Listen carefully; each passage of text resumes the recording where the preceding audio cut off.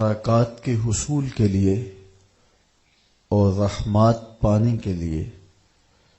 طویل مسافتیں طے کر کے حرمین طیبین حاضر ہوتے ہیں، اور ہر ایک شخص کے بس میں یہ نہیں کہ وہ دیار نور پہ یوں حاضر ہو۔ ماہ سیام خود آ کر کے بندوں کو نوازتا ہے۔ کعبۃ اللہ کی مثال کنویں کی ہے کہ پیاسے کو چل کے جانا پڑتا ہے۔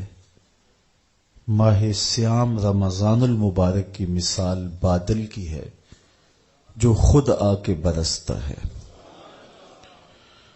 غرباء کو، مساکین کو، امراء کو، سب کو برابر فیض دیتا ہے۔ اس کی برکتیں ہر سال ہم سمیٹتے ہیں، من میں کتنی روشنیاں اور کتنے اجالے اگاتا ہے۔ آج پھر یہ مہینہ ہمیں زندگی میں نصیب ہوا اور ہم اپنے آپ کو اور زیادہ خوش بخت سمجھتے ہیں کہ عمومی طور پہ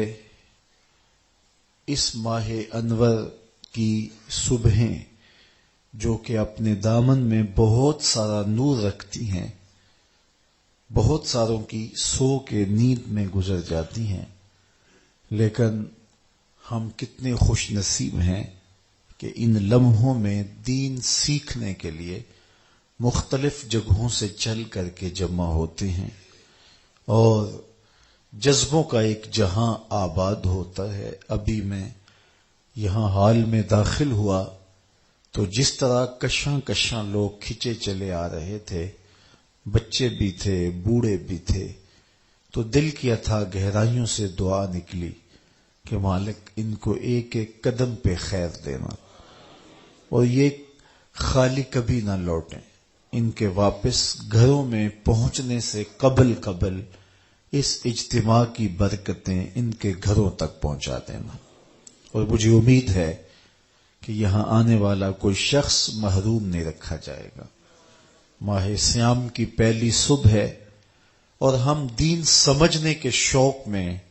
چل کر کے سفر کاٹ کر کے یہاں پہنچے۔ ظاہر ہے رات دیر سے سوئے، صبح جلدی اٹھے اور